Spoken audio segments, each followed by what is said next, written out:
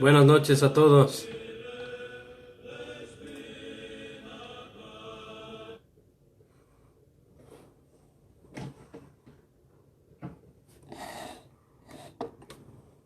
¿Se escucha bien? Hola, Catherine. Saludos, hermana.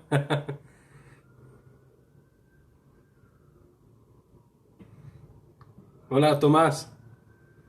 Saludos a Monterrey.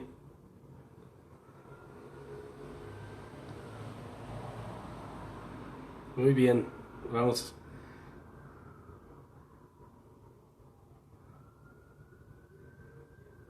Muy bien. Muchas gracias a todos los que se están conectando. En un momentito vamos a empezar la clase.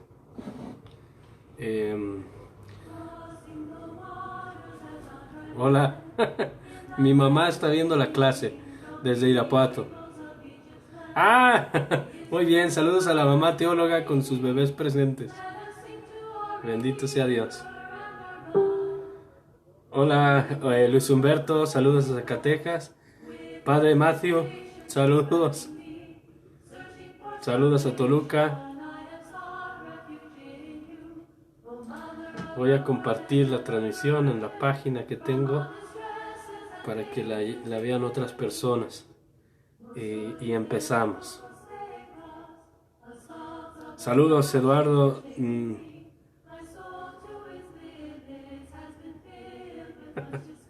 Mira, aquí tenemos una iconógrafa también.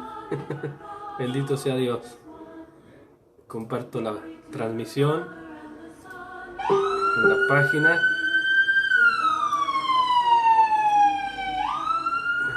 Porque hay algunas personas que se iban a conectar desde la página. Entonces voy a compartirlas y empezamos. Muy bien, Grupo Misionero de Lisieux. Voy a cerrar la ventana porque si no van a escuchar las patrullas.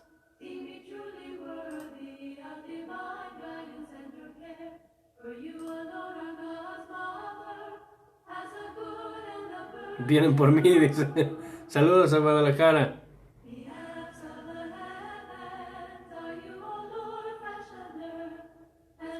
Tengo una página, pero está medio muerta mi página, entonces ahí ayúdenme a revivirla. Dice mi mismo nombre, pero dice Padre Andrés Esteban López Ruiz. Pero no la uso, entonces está ahí pues apagada.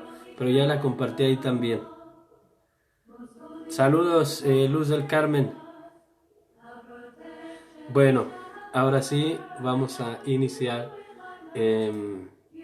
con la clase de moral fundamental. Vamos a iniciar con hola, saludos a Monterrey. Vamos a iniciar con una invocación a Dios, nuestro Señor, y a la Santísima Virgen María. En el nombre del Padre, y del Hijo, y del Espíritu Santo. Amén. Dios te salve María, llena eres de gracia, el Señor es contigo. Bendita eres entre todas las mujeres, y bendito es el fruto de tu vientre Jesús. Santa María, Madre de Dios, ruega por nosotros los pecadores, ahora y en la hora de nuestra muerte. Amén.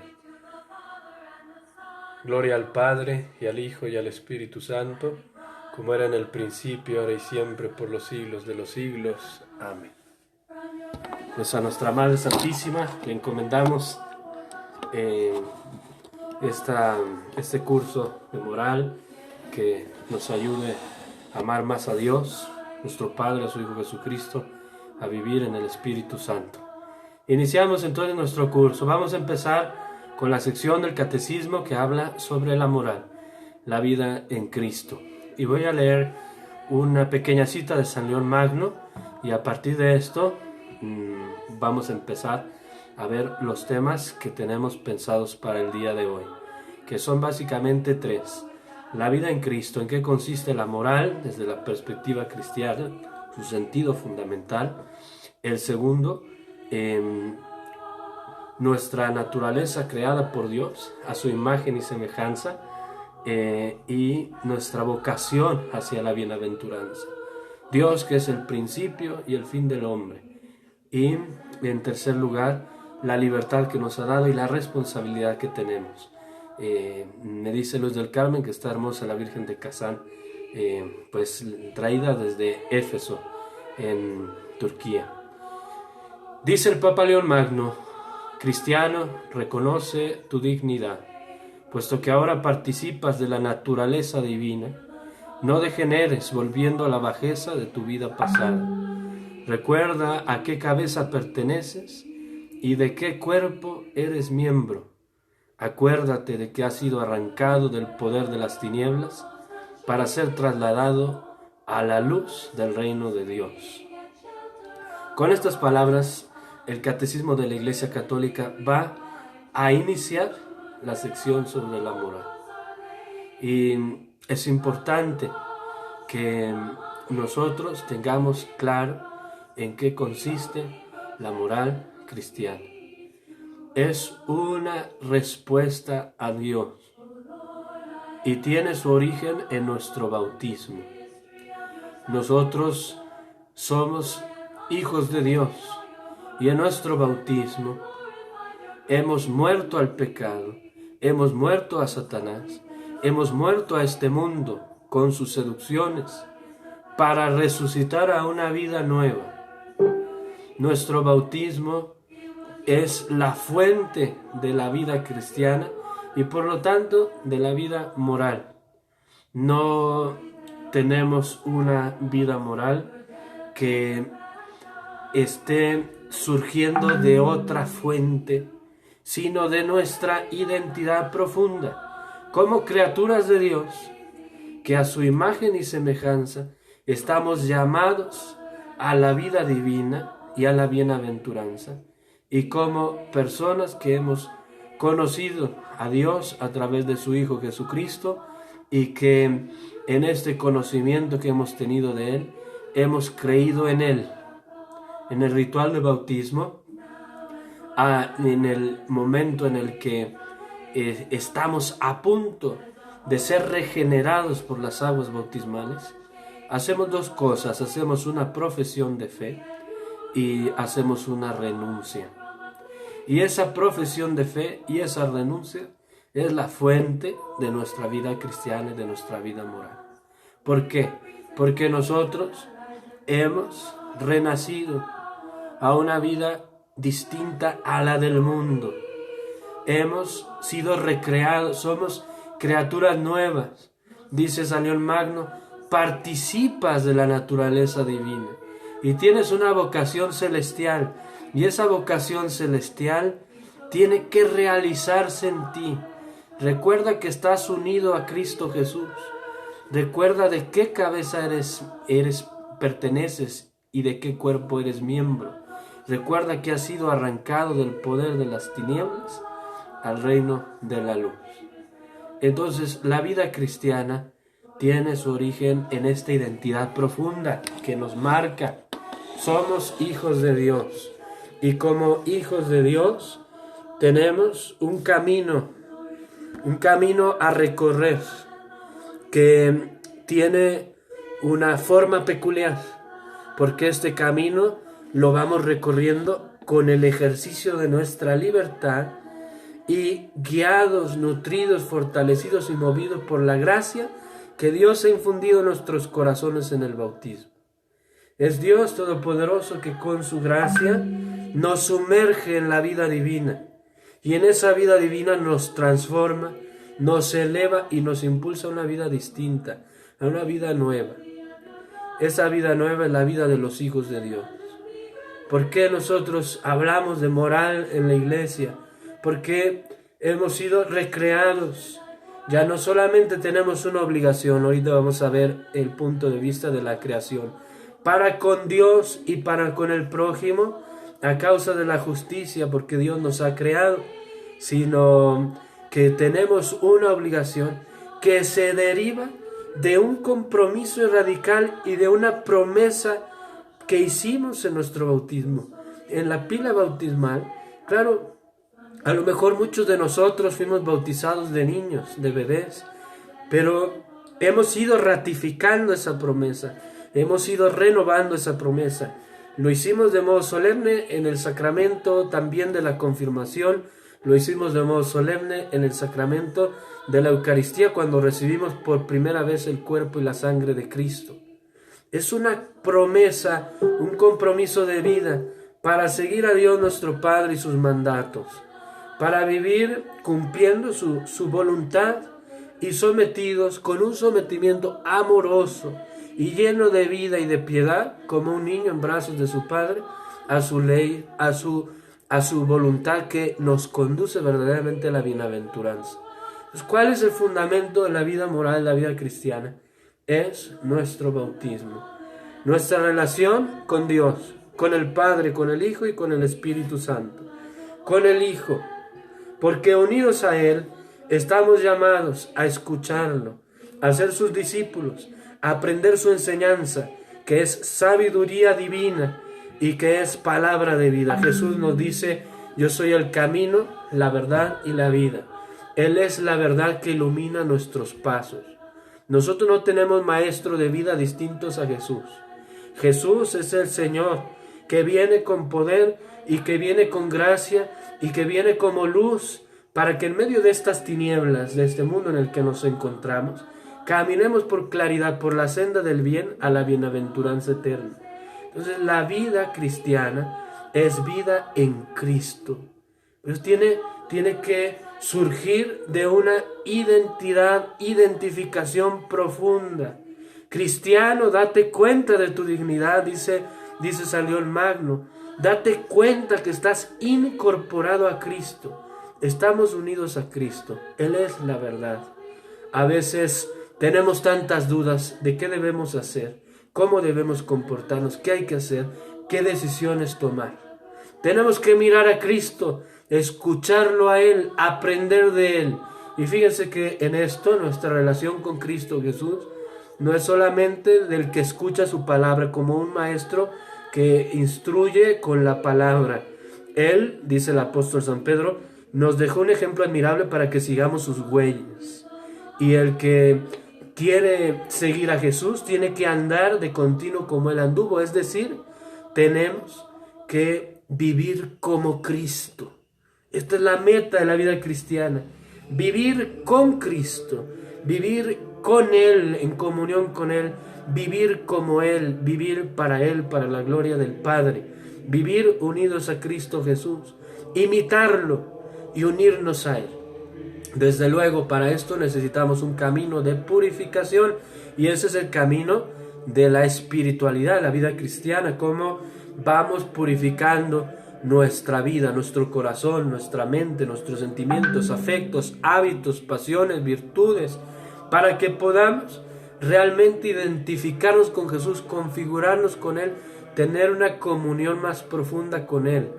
Y entonces sí, tenemos una vida cristiana. Esa es la vida en Cristo. La vida en Cristo no es otra cosa que vivir en el reino de Jesús, teniéndolo a Él como Rey y como Señor. Y si Él es el Rey y el Señor, entonces una entrega amorosa de nuestra voluntad al camino que Él nos propone. Al camino que Él nos propone. Entonces, nuestra vida moral surge de ese encuentro profundo con Jesús, que es nuestro bautismo, y que se extiende por toda la vida, que nos une a Él y que nos pone en la vida con una dignidad y con un carácter sagrado y distinto. Todos nosotros estamos crismados, todos nosotros tenemos un sello espiritual, todos nosotros estamos ungidos, todos nosotros estamos fortalecidos. Fíjense que en el rito del bautismo, saludos a Celaya, fuimos ungidos en nuestro pecho. y en el pecho se nos puso un óleo que se llama el óleo de catecúmenos. Y en ese momento el rito dice: sea tuya la fuerza de Cristo, nuestro Señor, para resistir al mal y resistir las tentaciones. Es decir, nos sumergimos con Cristo para poder tener un camino de bienaventuranza y para poder hacer el bien. Acuérdense de esto que les estoy diciendo cuando se sientan tentados, porque es un camino de espiritualidad también. Acuérdense de esto. Cuando yo era bebé, me pusieron un óleo en mi pecho para significar mi corazón, para pedirle a Dios que me diera la fuerza de resistir al pecado. Y esto ayuda. Muchas personas que luego le escuchan esto y dicen: Padre, tuve una tentación muy fuerte, me puse la mano en el pecho y me acordé de que yo estaba ungido para resistir esa tentación y el Señor me salvó. Qué grande nuestro bautismo. Unidos a Cristo Jesús como nuestro Señor, nuestro Salvador, nuestro Redentor, nuestro Maestro de vida, a quien tenemos que darle gloria, culto, a quien tenemos que servir como Rey. Unidos a Cristo Jesús. Esa es la vida cristiana. Unidos al Padre como sus hijos. Y unidos al Padre como sus hijos, movidos por el celo de la gloria de nuestro Padre Celestial, a quien amamos, porque se cumpla su voluntad. Fíjense que en esto tenemos el ejemplo grandísimo en Jesucristo nuestro Señor. Fíjense cómo nuestro Señor Jesucristo nunca hace nada por su cuenta. Él dice en el Evangelio de Juan: yo no hago nada por mi cuenta. Saludos a Puerto Vallarta. Yo hago las obras que mi Padre me concede realizar. Cuando yo pienso esto me maravillo, porque digo: qué grande es nuestro Señor Jesucristo, que siendo Hijo de Dios, tiene todo poder. Él es igual en gloria y majestad al Padre, tiene todo poder, y sin embargo se somete totalmente a su Padre. Incluso dice: yo no enseño nada por mi cuenta. Las palabras que yo les doy a ustedes, son las palabras que mi Padre me da para que yo les dé a ustedes. Fíjense cómo Jesús vive totalmente sometido amorosamente como hijo a su Padre Celestial. Piensen ustedes en esto. Cada palabra que sale de la boca del Hijo de Dios, cada obra que sale de sus manos y de su vida, todas son en absoluta obediencia al Padre. Él no dice nada por su cuenta, todo lo dice porque todo se lo entrega al Padre, y lo mueve un celo por la gloria del Padre, que se cumpla en toda su voluntad. Él está enviado por el Padre para salvarnos y quiere glorificar al Padre, y el Padre tanto amó al mundo que entregó a su Hijo único para que en Él tengamos vida. Lo entregó, y Jesús se entregó en nuestra humanidad. Sufre el desprecio, sufre todo lo que significa su pasión, con toda la fuerza, y teniendo una resistencia, porque sufrir en nuestra carne nos incluye una resistencia, y Él sufrió todo el daño del pecado del mundo, de todos los pecados, de todos los hombres, de todos los tiempos, ahí en el huerto de Getsemaní, y que dice: Padre, que se haga tu voluntad y no la mía. Esa es la vida cristiana, la vida en Cristo, la vida con Cristo, la vida como Él, como hijos de Dios.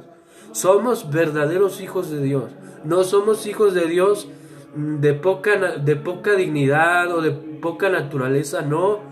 La palabra de Dios muy clara: somos hijos de Dios, y si somos sus hijos, somos coherederos de su reino. O sea, la herencia del reino celestial, la herencia que tiene el Hijo de Dios, que es Jesús nuestro Señor.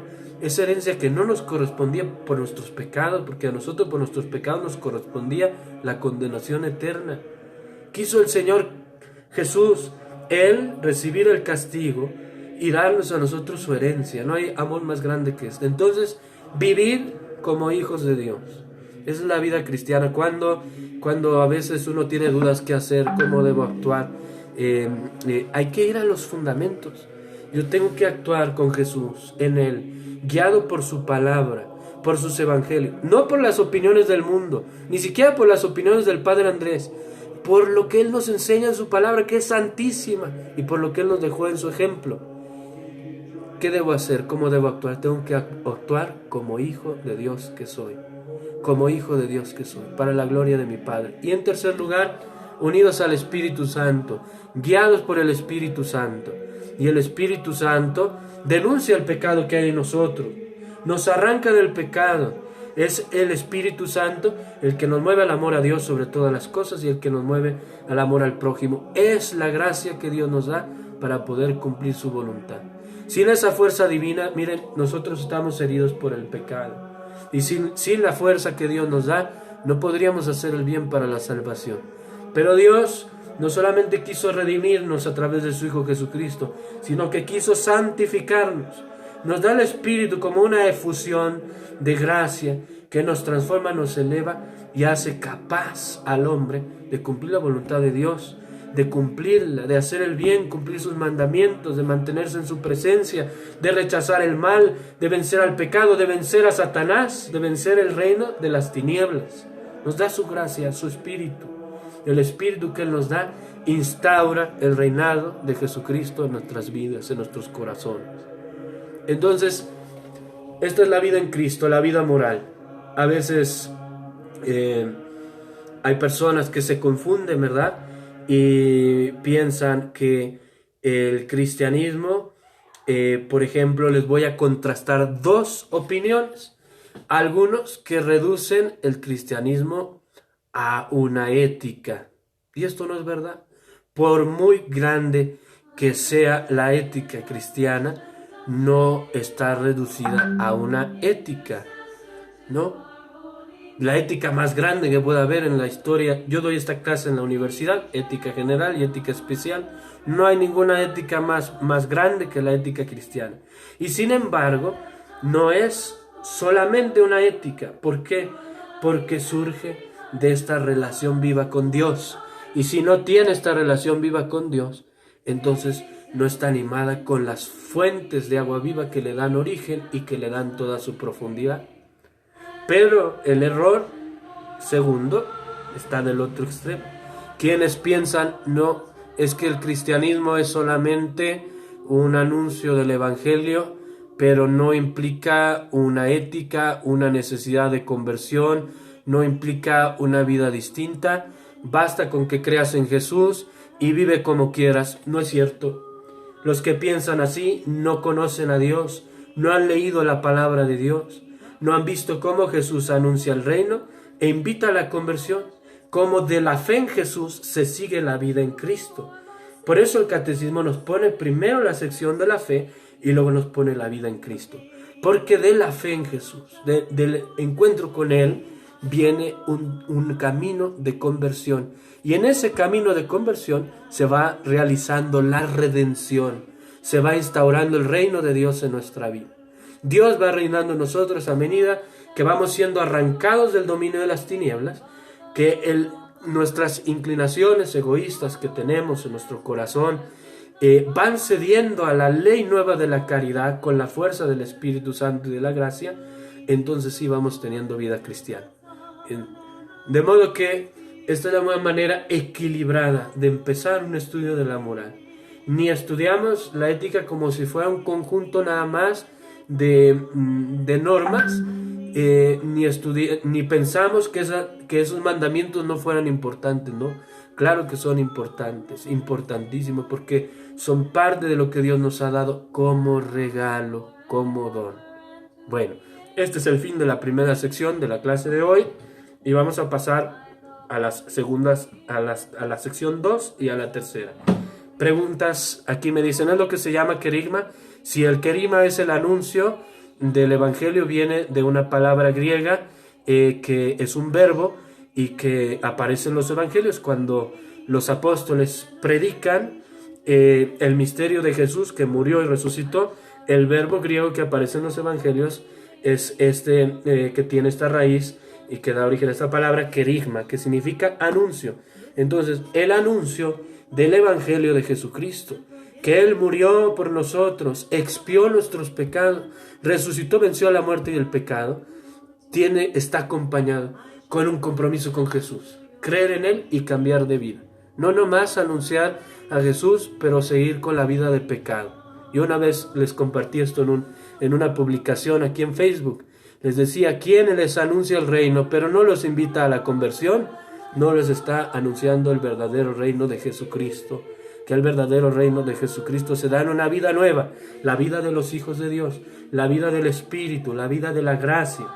Estamos llamados con nuestras debilidades, y esto es lo grande de nuestro Señor, que es tan compasivo, paciente, misericordioso, que viene en auxilio de nuestra debilidad y que no nos deja nuestra debilidad, sino que lucha con cualquiera que quiere vencer el pecado, dejar el pecado, derrotar el pecado. Lucha lado a lado Él para levantarnos, para arrancarnos del pecado, porque el pecado es fuente no solo de condenación eterna, desde luego es fuente de condenación eterna, pero es fuente de infelicidad. El pecado quita al hombre la plenitud, la felicidad, la bienaventuranza, deja la vida frustrada, y el Señor Jesús, que nos quiere dar una vida plena y bienaventurada, que no es bienaventurada con los criterios del mundo. Él viene a darnos desde ahora ese inicio de la gloria del cielo. Así dice Santo Tomás, que por la fe inicia en el hombre la vida eterna. Pues esta es nuestra dignidad como hijos de Dios, redimidos por Cristo Jesús. ¿Cuál es nuestra dignidad? Nuestra dignidad, mira, a veces yo le digo esto a las personas que vienen conmigo: ¿quieres saber cuánto vale? Mira a Cristo crucificado y mira lo que sufrió. Es la sangre del Hijo de Dios, creador de todo lo que tú ves y verás, de todo lo que existe. Él derramó la sangre por ti. Dime tú cuánto vales. Si el mismo Dios quiso sufrir tanto por ti, dime tú cuánto vales. Esa es nuestra dignidad. Hoy el mundo niega la existencia del lugar de condenación, la existencia del maligno. Dice Carla, bueno, pues lo negará el mundo, pero nosotros como católicos sabemos que es parte de nuestra fe. La existencia del infierno es una verdad de fe y que está en nuestra profesión de fe, y también la existencia del maligno, del demonio, ¿verdad? Una verdad que está enseñada pues en los distintos concilios de la iglesia. No es el tema de ahora, pero es verdad. Entonces, preguntas de esta primera sección. ¿Tenemos alguna pregunta más? Si no, nos vamos a la segunda sección. Estamos en el catecismo para los que quieran irlo estudiando, los números 1691 a 1697. Es lo que acabamos de ver. 1698. Claro, ahí ustedes pueden profundizar más. Yo simplemente traté de predicarles un poquito y conforme a lo que de ahí viene. Cristo estima, dice Paulín. Bueno, está curiosa la palabra, sí. Tiene sentido, ¿verdad? Porque no es solo la autoestima que yo me aprecie a mí mismo, sino que me aprecia tanto Dios. A veces nosotros somos los primeros que nos saboteamos, pero no miramos el gran amor que Dios nos tiene. Bueno, y pasamos a esa primera sección. Artículo primero habla sobre la dignidad de la persona humana creada a imagen y semejanza de Dios. Entonces vamos a hablar un poquito de esto. Desde la creación del hombre, nosotros hemos sido hechos con una dignidad especial. Una dignidad es un valor. No fuimos hechos como cualquier otra criatura en el mundo, sino que recibimos una dignidad grande, alta. En el Génesis aparece ya revelada la creación de los ángeles, cuando se habla de que Dios creó la luz. Y los padres de la iglesia, cuando leen esto, dicen: los ángeles están representados en ese momento, creador de Dios, creados espíritus puros. Los ángeles con una dignidad grande también. Y después el hombre, que dice el segundo relato de la creación, dice así: que Dios formó al hombre con sus manos, lo modeló del barro. Y esto es algo bello. Piensen ustedes esto: fuimos modelados. La palabra hebrea es una palabra como de tejidos, entretejidos, dice el Salmo. Fuimos entretejidos en el seno materno. Dios nos modeló con como del barro. Y después dice insufló. Insuflar quiere decir soplar, y el espíritu, la exhalación entra dentro sobre nosotros, un aliento de vida eterna, un aliento de vida. Sopló sobre nosotros un aliento de vida. Y aquí están representados nuestra dignidad y nuestra naturaleza. Tenemos un aspecto corpóreo, somos cuerpo y somos materia, ahí está nuestro barro. Y así a veces oramos a Dios: Dios mío, acuérdate que estamos hechos de barro y no te olvides de la condición humana herida por el pecado, ¿verdad? Así a veces ora la iglesia. Pero tenemos un aliento de vida. ¿Cuál es ese aliento de vida? Un alma y un espíritu inmortal. Cada uno de nosotros tenemos un alma espiritual que es inmortal. Nuestro barro es frágil, pero nuestra alma tiene una vocación a la eternidad. Y esto no podemos olvidarlo nunca. Nos movemos como somos barro y materia, en el tiempo y en el espacio. Ahora estamos limitados. Todos tenemos una existencia limitada. Tal vez viviremos 30 años, 40, 50, 60, 70, 80, 90 años. Y esa es nuestra existencia en el tiempo, nuestra existencia temporal, a la que estamos suscritos por nuestro barro y a causa del pecado que también degradó nuestra existencia como persona, porque dañó nuestra naturaleza humana. Pero nuestra alma tiene una vocación a la eternidad. A la eternidad. Y esto es importante también como fundamento de la moral. Tener claro que nuestra dignidad es una dignidad grande, que tenemos un alma que es inmortal y que no podemos cambiar nuestra eternidad por unos momentos en esta vida. Tenemos que darnos cuenta que nuestra eternidad vale mucho más que el tiempo que pasa. Fíjense ustedes que los grandes santos tenían como práctica ascética la meditación de su propia muerte. Por ejemplo, San Ignacio de Loyola, en sus ejercicios pone unas meditaciones sobre la muerte. San Alfonso María de Ligorio incluso habla de una meditación sobre tu propia muerte. O Santa Teresa, San Juan de la Cruz, que se le representa incluso en el arte, en la iconografía, con un cráneo. ¿Por qué? Porque el pensar en la caducidad de nuestra vida nos hace más sabios, porque nos hace fundar las cosas en la eternidad, no en las cosas que pasan, y buscar las cosas que verdaderamente importan. Nuestra vocación a la eternidad, estamos llamados a la eternidad, tenemos una vocación eterna, un alma que es eterna. Dios entonces nos formó, nos entretejió. Y uno puede decir: no, pero yo no estoy ahí en el Génesis cuando Dios toma el barro y me modela. Claro que sí, en el vientre de tu madre, ahí te modeló Dios. Ahí te modeló Dios y el alma la infundió Dios. La iglesia confiesa esto por muchos motivos que ahora no voy a entrar en detalle, que cuando se une los gametos masculino y femenino en el vientre de la mamá y se da el momento de la fecundación, allí está dispuesto el barro sobre el cual Dios infunde un alma inmortal que sale de su corazón, ¿verdad? Él nos amó antes de crearnos, nos pensó antes de crearnos y nos dio a cada uno ese momento de infusión del alma. Saludos a Guatemala y saludos a Celia de Brasil. Entonces, creados a imagen y semejanza de Dios, además, algo de Dios resplandece en nosotros. Nos hizo semejantes a Él. Nos hizo para que en nosotros brillara su rostro, para que nosotros se viera su grandeza, para que nosotros se viera su gloria. Y esa imagen y semejanza nada la puede destruir. Dios decidió hacernos así. Claro, a causa del pecado, los padres de la iglesia, sobre todo los padres orientales, dicen: hemos perdido un poco la semejanza con Dios, porque Dios es santo, santo, santo, 3 veces santo, santísimo, y nosotros en el pecado. Y entonces hemos perdido algo de la semejanza con Dios. Bueno, incluso Santo Tomás de Aquino, cuando explica la moral en la Suma Teológica, dice que la senda de la vida moral consiste en un camino por el cual Cristo Jesús nos regresa hacia el Padre y va restaurando en nosotros esa semejanza que está perdida a causa del pecado.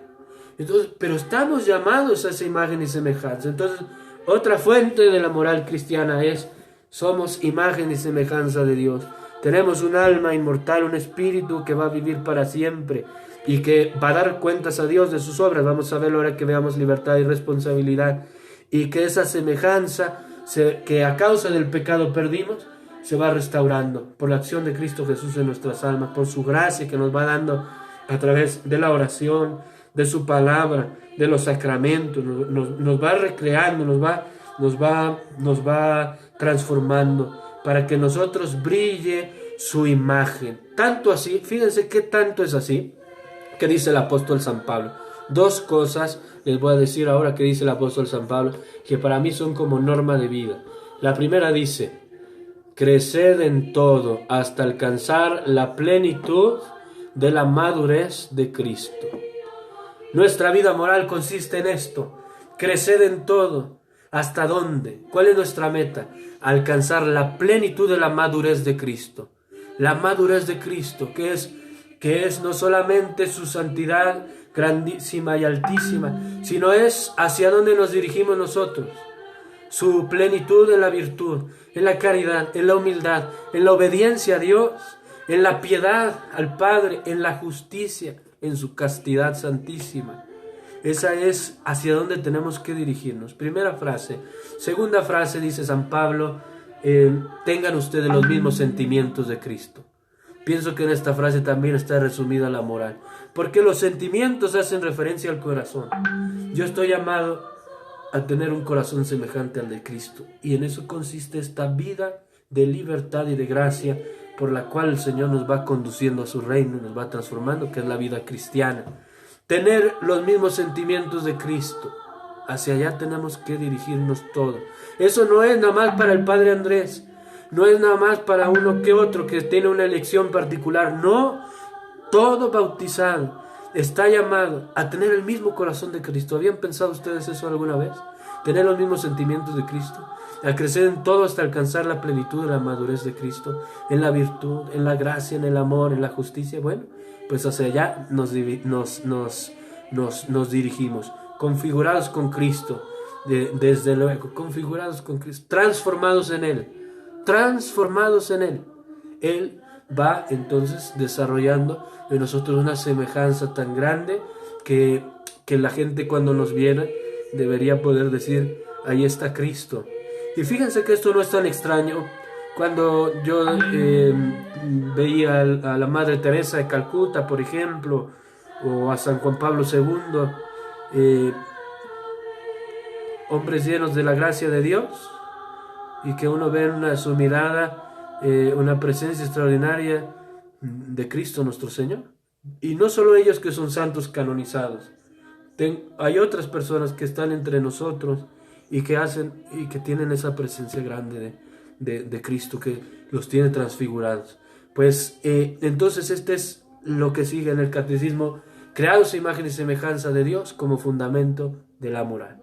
Siguiente punto: no solamente tenemos a Dios como origen, esto es algo grande, pero piensen esto: Cristo Jesús, el Padre, el Hijo y el Espíritu Santo son nuestro origen, nuestro principio, pero también son nuestro fin.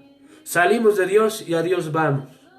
Dice la liturgia de la Pascua: Cristo ayer y hoy, alfa y omega, principio y fin, suyo es el tiempo y la eternidad. Nos creó en el tiempo, pero nos llama a la eternidad.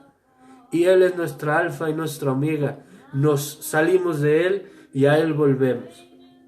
Toda la vida moral se puede explicar así: es nuestro retorno hacia Dios. Salimos de Él, a causa del pecado nos alejamos de Él, como dice la palabra de Dios, como el hijo pródigo que se fue a vivir en tierra extranjera, que quedó sometido a servidumbre, a esclavitud, a labores vergonzosas, que quedó en impureza. A causa del pecado nos apartamos de Dios, pero el Hijo de Dios vino como el buen pastor a buscar la oveja herida y a regresarnos hacia Dios, a retornarnos hacia Él y a llevarnos hacia Él. Y entonces la vida moral consiste para el cristiano en dejarnos conducir por Él, en dejarnos llevar por Él. Con esta figura del buen pastor es una figura hermosa: dejarnos llevar en sus hombros. Esos hombros que cargaron la cruz nos cargan a nosotros, y esa es la vida moral. porque vamos dando pasos de libertad, vamos actuando conforme a su voluntad, pero vamos siendo movidos por la gracia, vamos siendo transformados por la gracia. Es el Señor Jesús que nos está llevando a la casa del Padre y que nos está sanando también, porque estamos muy heridos muchas veces, muy heridos de diferentes maneras todos. Y entonces a veces es como el buen samaritano Jesús, que nos encuentra heridos en el camino, nos va ungiendo, nos va sanando y nos va llevando hacia el lugar seguro. Ya ahí en el buen samaritano lo ponen en el hostal, en el hotel o en el albergue, pues, donde lo cuidan, una especie de hospital, mientras se sana. Y esa imagen de que Jesús nos va conduciendo hacia el reino del Padre, pero mientras nos va conduciendo está atento de tus heridas, de tus llagas, las va ungiendo. Dice que con el óleo y con el vino, el óleo del Espíritu Santo y el vino que es su sangre derramada, con eso nos va ungiendo. Y entonces esa es la vida moral, ¿verdad? Estamos llamados, nuestro fin es la bienaventuranza eterna, llamados a la bienaventuranza eterna, llamados a la santidad. Y aquí con esto vamos a, déjenme ver cómo voy de hora. Nos quedan 9 y 5, 14 minutos. 14 minutos más o menos. Del tiempo que tengo programado, que dure más o menos una hora la clase. Entonces, la bienaventuranza no es la felicidad como la plantea el mundo. El mundo está muy equivocado. Pone la felicidad en las criaturas, en los bienes, en los que no está la felicidad. ¿En dónde buscan los hombres la felicidad? ¿Dónde ponen su fin, su corazón? Los filósofos llamarán su fin último. ¿Dónde ponen el sentido de sus actos? Riquezas, placeres, honores, fama, poder y cualquier otra criatura. Pero la bienaventuranza no está ahí. La bienaventuranza para la que Dios nos ha creado es una plenitud de todo lo que Él nos ha dado y puede crecer y desarrollarse. Plenitud en el corazón y plenitud en la inteligencia. Podemos empezar desde ahí. El corazón alcanza su plenitud en el amor pleno. Pero el amor pleno tiene una medida más grande que este órgano tan pequeñito que es mi corazón y que me mantiene vivo. ¿Por qué? Porque en mi corazón humano está la huella de Dios. Y yo anhelo y aspiro a un amor eterno y un amor subsistente, no un amor frágil que se acaba, que se muere, que sufre, que es un amor pleno.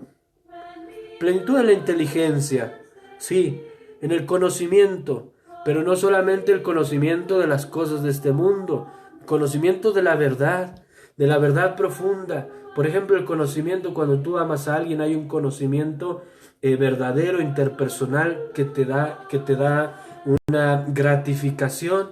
Cuando tú conoces algo desde el punto de vista teórico, puede haber una gratificación. Conocer las cosas con su grandeza, con su belleza, hay una plenitud del corazón, pero el conocimiento del hombre siempre es limitado. Conocemos unas cosas parciales, pero ¿cuándo conocemos a Dios a través de la fe?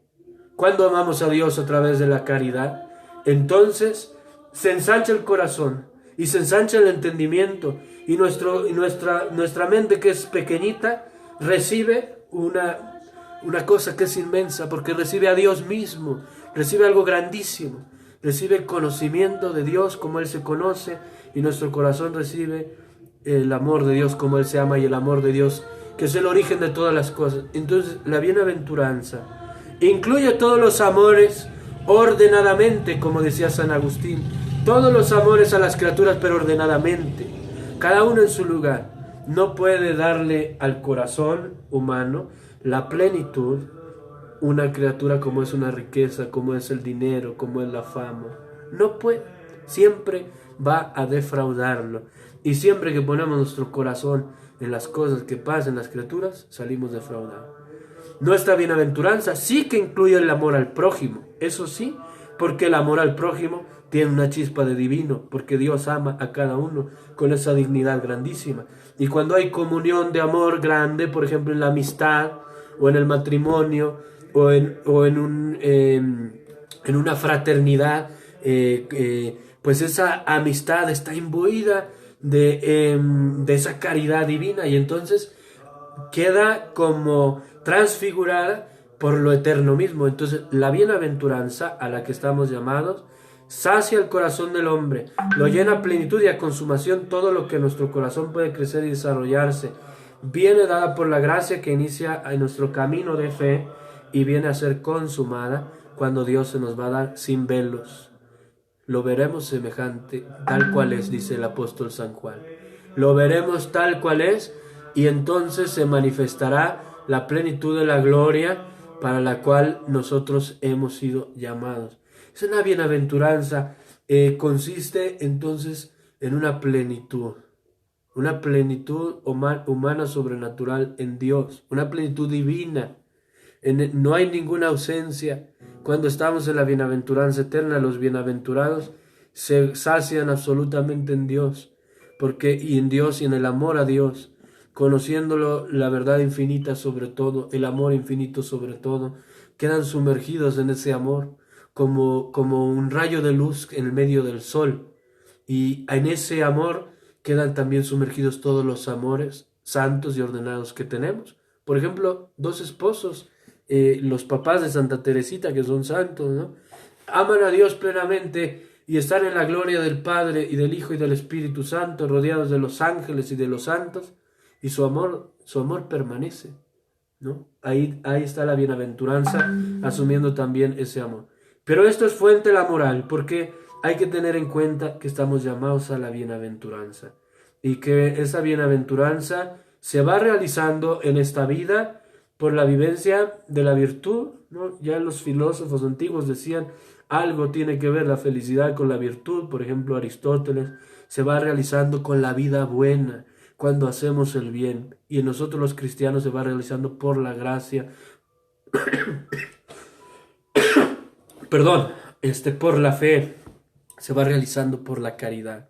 Y entonces, esa vida divina que tenemos es tan grande y está tan por encima de las cosas de este mundo, que somos bienaventurados aunque lloremos, aunque seamos perseguidos, aunque tengamos hambre y sed de justicia, aunque seamos pobres. Piensa el sermón de la montaña, porque nos pone desde ahora en unión con lo eterno. Bienaventurados los pobres de espíritu, porque de ellos es el reino de los cielos. Bienaventurados los que lloran, porque serán consolados. Bienaventurados los que tienen hambre y sed de justicia. Bienaventurados los que trabajan por la paz. Bienaventurados, etcétera, etcétera.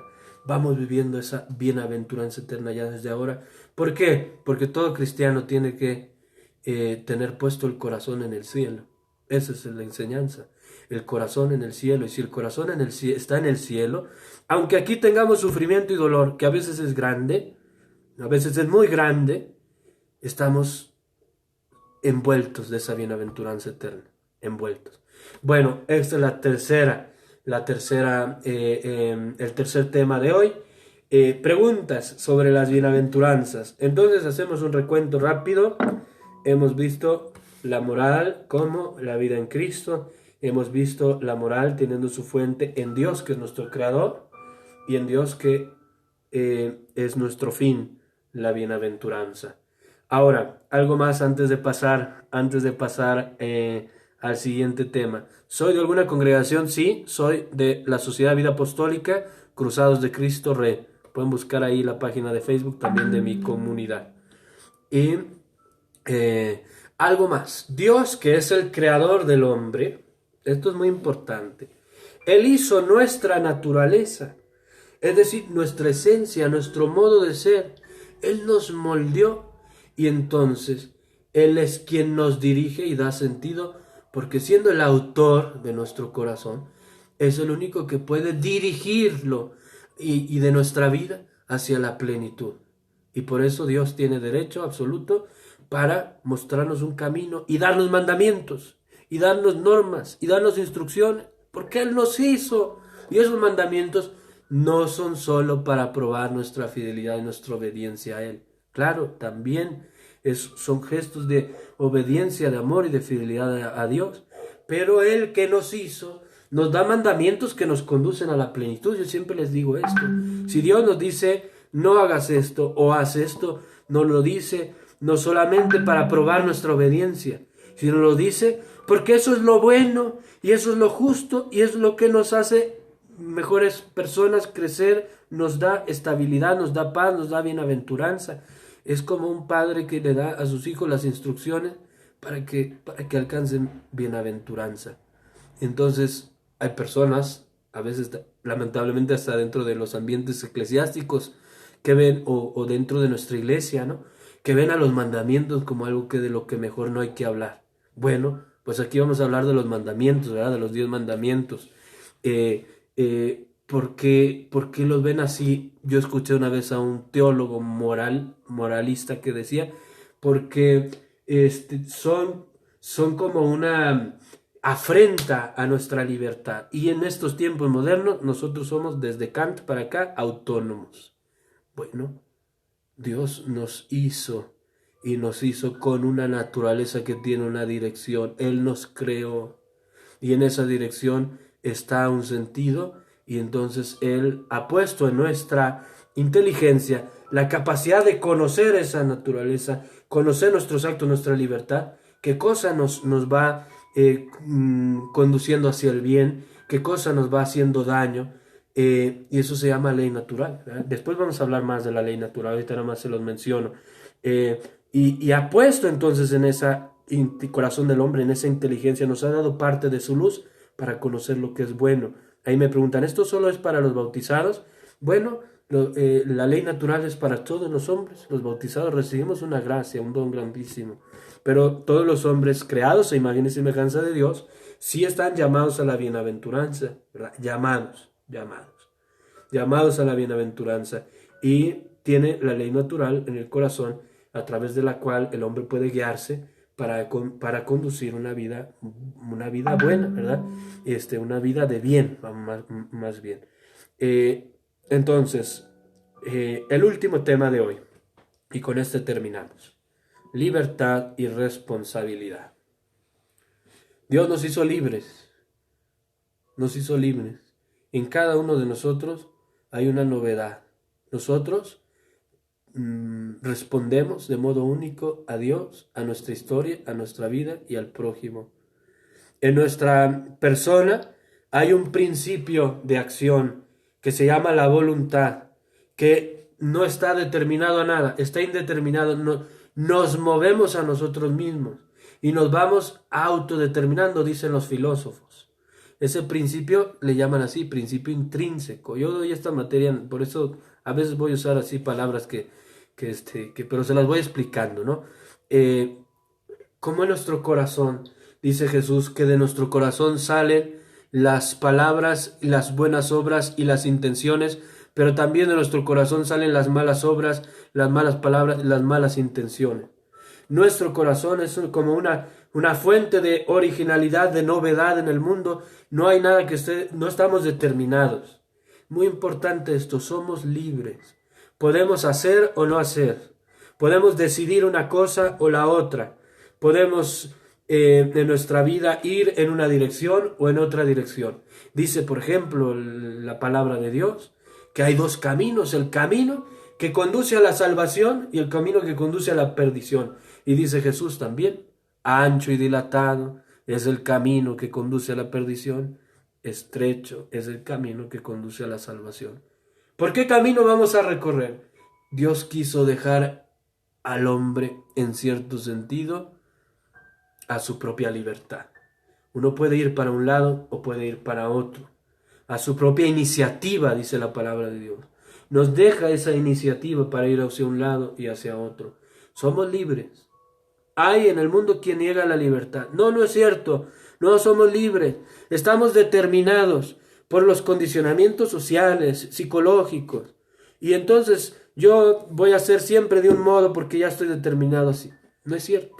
Eso no se puede probar, ni desde el punto de vista científico, ni desde el punto de vista filosófico. No se puede probar. Al contrario, lo que sí se puede probar es la libertad. Se puede probar que somos libres. Somos verdaderamente libres. Y en esa libertad vamos haciendo opciones, tomando decisiones. Y nuestros actos tienen un sentido moral. ¿Por qué tienen un sentido moral? Precisamente porque son nuestros. Cada acto libre nace de nuestro corazón y de nuestra libertad. Y como yo soy en cierto sentido su padre, yo soy el papá de mis actos, soy su dueño, soy su autor, soy el autor de mis actos, soy el autor de mis pasos. Claro, siempre está Dios, que es la causa primera, y está su gracia cuando hacemos el bien. Pero yo soy libre. Como yo soy autor de estos actos, yo respondo por ellos. Y estos actos no solamente son cosas que yo hago como hacia afuera, sino que me van transformando. Esto es muy importante también. Esta otra dimensión de la libertad. Porque, ¿saben? Nosotros no solamente decidimos qué hacer en esta vida, también decidimos cómo queremos ser, quién queremos ser y de qué manera queremos vivir. Y entonces, por nuestra libertad, nos vamos como modelando, forjando, nos vamos de algún modo transformando por nuestros actos, decisiones y nuestra voluntad. Y entonces, somos libres de hacer, de actuar, libertad. Y somos libres también de elegir qué tipo de persona queremos ser, cómo queremos vivir. Y entonces vamos forjando nuestra personalidad a través de nuestros actos. Somos libres. Y porque somos libres, somos responsables. ¿Qué quiere decir responsabilidad? Quiere decir que todo lo que nosotros damos origen a causa de nuestra libertad, de todo respondemos por ello. Respondemos por ello. Algunas cosas respondemos desde niños a nuestros padres. ¿Quién dejó este tiradero aquí? Pues yo respondo por lo que hice. Algunas otras cosas respondemos a la sociedad. Cuando hemos dañado el bien común o afectado los derechos de otros, con actos libres respondemos a la sociedad. Esa es la base también del derecho, ¿no? Pero de todos nuestros actos libres, respondemos a Dios, principalmente a Dios, porque Él que nos ha dado la libertad, que nos ha dado un corazón libre, una voluntad que puede ir hacia un lado o hacia otro lado, está al pendiente de nosotros. Fíjense que Dios no es como pensaron algunos filósofos, ¿no? Deístas, que Dios creó el mundo, lo organizó como una máquina, le puso play y se fue y se distrajo en otras cosas y se olvidó de su creación. No, Dios está al pendiente de sus criaturas, nos mira día y noche, su mirada está sobre nosotros y de todos nuestros actos libres le respondemos. Él tiene derecho a interrogarnos. ¿Por qué hiciste esto? Lo hizo en el Génesis a Adán y a Eva. Y después incluso tiene ese diálogo con Caín y tantas otras veces en donde Dios interroga y pide respuesta. Esa es la responsabilidad cristiana. No es responsabilidad nada más delante de la sociedad, porque a veces tenemos una noción disminuida de responsabilidad. Bueno, yo me hago responsable de esto, como yo pago las consecuencias. No, la responsabilidad cristiana es que del uso de nuestra libertad, le vamos a responder a Dios de todos nuestros actos. Y entonces esto es otra fuente de moralidad. Habilidad para responder. Muy bien. Muy bueno, Andrés.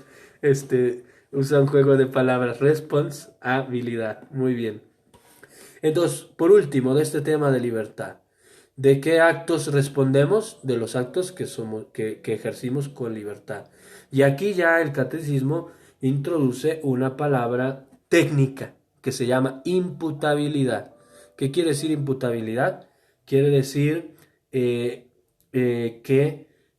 se le puede exigir delante de Dios o delante de la sociedad a alguien cuentas sobre algo. Es decir, que hay una razón por la cual debe dar cuentas. Y esta palabra, ¿por qué la usa? Para decir nuestros actos libres son imputables moralmente. ¿Delante de quién? Delante de Dios, que es nuestro juez. Él es nuestro juez. Y Él conoce perfectamente a cada persona, conoce perfectamente todo lo que hay detrás de cada acto, de cada decisión, y nos ama y nos ama muchísimo y es paciente y es misericordioso, sí, pero nos mira y es nuestro juez. Y bendito sea Dios que Él es nuestro juez. Bendito sea Dios que Él es nuestro juez porque es el garante de la justicia. Y habla entonces de imputabilidad. ¿De qué cosas vamos a responder de Dios? De todas las cosas que hicimos en libertad. De las cosas que no hicimos en libertad, no vamos a responder delante de Dios, porque simplemente no suceden. Si no las hicimos en libertad, no respondemos de ellas.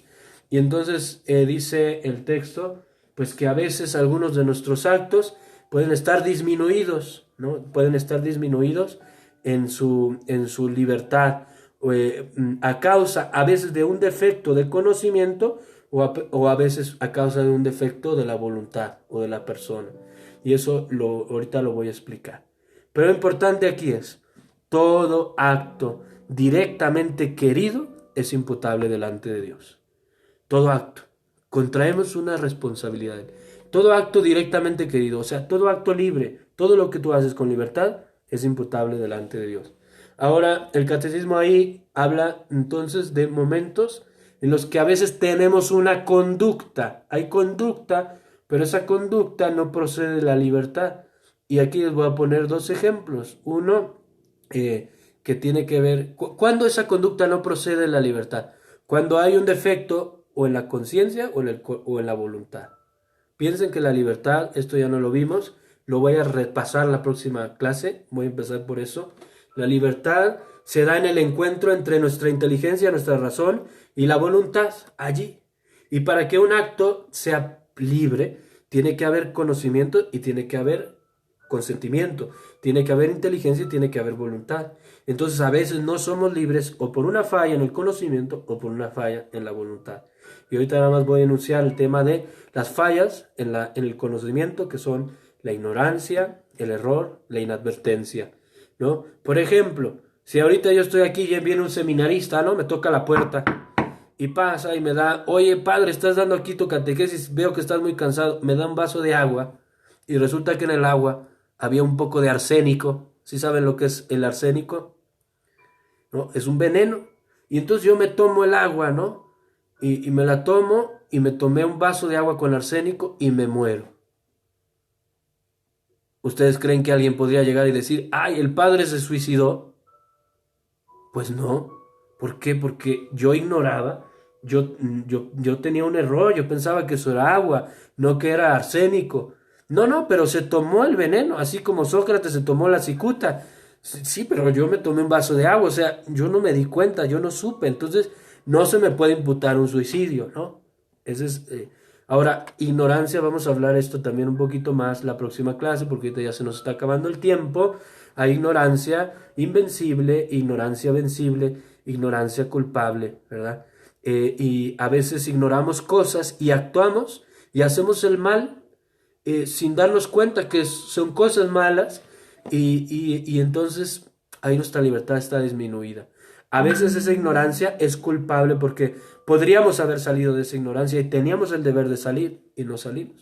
A veces esa ignorancia invencible está prevista, bueno, y vamos a poner muchos ejemplos de esto. Voy a tratar de ir dando muchos ejemplos, sobre todo a medida que entremos en los 10 mandamientos en el curso. Otro defecto de la voluntad, ya no del conocimiento, que haga que no seamos libres y entonces no tengamos responsabilidad, pues resulta que una persona tiene un trastorno de tipo psiquiátrico y entonces esa persona piensa en una psicosis que tiene la misión de darle muerte a su hermanita porque así la va a llevar al cielo. Y entonces va y le da muerte. Una cosa terrible. Estas cosas pasan. Y yo les pregunto, esa persona que está trastornado psiquiátricamente, cuando le quitó la vida a su hermanita, ¿es imputable el homicidio? Pues no. Porque no fue que le quiso quitar la vida deliberadamente, con libertad, con conciencia, sino que estaba trastornado y entonces en su voluntad él pensó que tal vez hasta la estaba salvando de algo. Estas cosas existen, pero ordinariamente todos nuestros actos, todos, ¿no? Porque aquí luego hay quien encuentra pretextos para pecar, ¿verdad? Pretextos para pecar siempre vamos a encontrar. Y hasta es más fácil encontrarlos entre los padres. Es que yo fui con un sacerdote y me dijo que sí podía hacer esto, sí podía hacer lo otro. Bueno, el que busca pretextos los encuentra. Y entonces uno puede decir, no, bueno, es que la imputabilidad a lo mejor no es pecado. No, no, no, no. Dice el Catecismo de la Iglesia, todo acto directamente querido es imputable. La pregunta es muy fácil.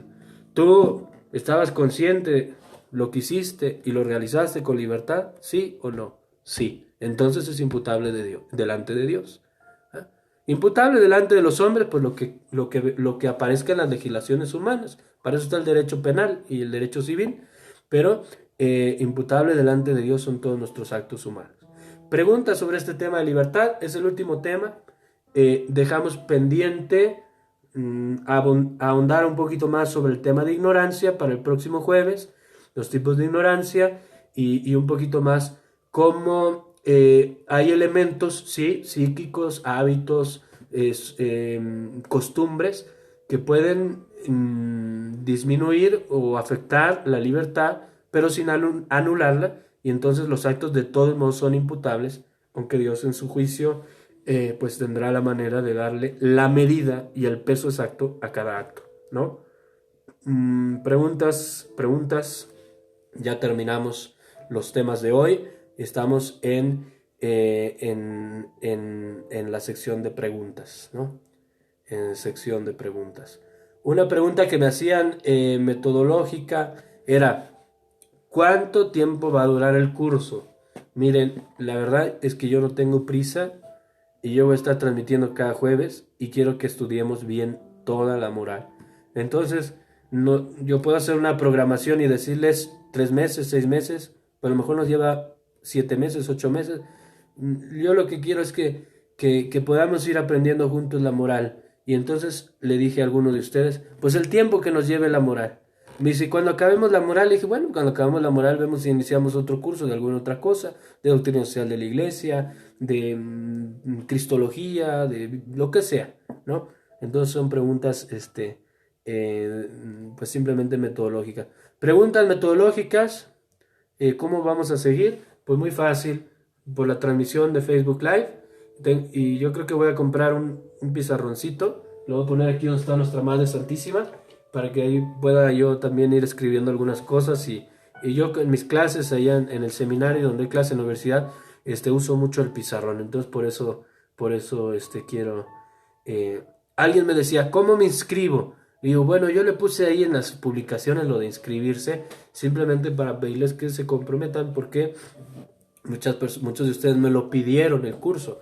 Entonces yo les voy a estar dedicando este tiempo con mucho gusto porque es evangelización y es enseñanza, es parte de mi ministerio. Pero es bueno que haya un compromiso para que vayan aprendiendo como sistemáticamente la moral. Porque si no, nada más van a ver un pedacito y luego ya no van a ver lo otro. Por eso les decía, inscríbanse. No es que sea una inscripción formal, o sea, yo no soy una universidad para que se inscriban, pero es una inscripción como un compromiso de decir, sí, yo voy a ir siguiendo las catequesis. Otro me decía, bueno, y si no me puedo conectar en el momento, no importa, porque las catequesis se quedan guardadas. Y aquí se quedan guardadas en el Facebook, y luego yo descargo el video y los voy a subir también al YouTube. Y ¿qué más? ¿Qué más me preguntaban? De nada, Fernando. Un curso de Mariología, muy bien, me encanta ese tema, porque pues yo creo como todos muchos que estamos aquí, le tengo un amor grandísimo a la Santísima Virgen María. Bueno, entonces, ¿qué les recomiendo? Vamos a ir el catecismo. Voy a publicar en mi muro los números que vamos a estudiar la próxima vez, para que ustedes los puedan ir leyendo antes. Y entonces van estudiando más, y van a ver que sí se puede estudiar el catecismo. Porque alguien me decía, no, es que el catecismo es muy largo, muy pesado, muy complicado. Se puede estudiar, lo vamos a estudiar juntos, somos iglesia, y ahí van a ver cómo muchas cosas se van a ir aclarando en la manera que tenemos de pensar la palabra de Dios, la enseñanza que Jesús nos ha dejado. Bueno, el pizarrón está bien, me dice. Discernimiento espiritual, muy bien. De hecho, yo había pensado que después de moral pasáramos a espiritualidad, porque son dos temas que van muy de la mano. Un curso de espiritualidad. Entonces, me pueden ir haciendo propuestas, ¿eh? Y bueno, entonces vamos a despedirnos haciendo una oración. Ah, alguien me preguntaba esto también. Oiga, padre, ¿no nos va a cobrar? Me dio mucha risa. Y claro que les voy a cobrar. Y les voy a cobrar muy caro. ¿Qué les voy a cobrar? Simplemente que recen a la Santísima Virgen María una Ave María por mí y por mis ovejas. Algunas están muy necesitadas de oraciones. Y que recen por mí todos los días. Bueno, no es cierto. Si quieren todos los días, se lo agradezco mucho. Pero recen por mí y por todos los sacerdotes. Vamos a terminar haciendo una oración también, esta transmisión. En el nombre del Padre, y del Hijo, y del Espíritu Santo. Amén. Padre nuestro que estás en el cielo, santificado sea tu nombre. Venga a nosotros tu reino. Hágase tu voluntad en la tierra como en el cielo. Danos hoy nuestro pan de cada día. Perdona nuestras ofensas como también nosotros perdonamos a los que nos ofenden. No nos dejes caer en la tentación y líbranos del mal. Amén. El Señor esté con ustedes y con tu espíritu, y la bendición de Dios Todopoderoso, Padre, Hijo y Espíritu Santo, descienda sobre ustedes y permanezca para siempre. Amén. Bueno, buenas noches a todos. Dios los bendiga. Muchas gracias por conectarse, por sus saludos. Muchas gracias por su cariño y Dios los bendiga. Nos vemos el próximo jueves. Hasta luego.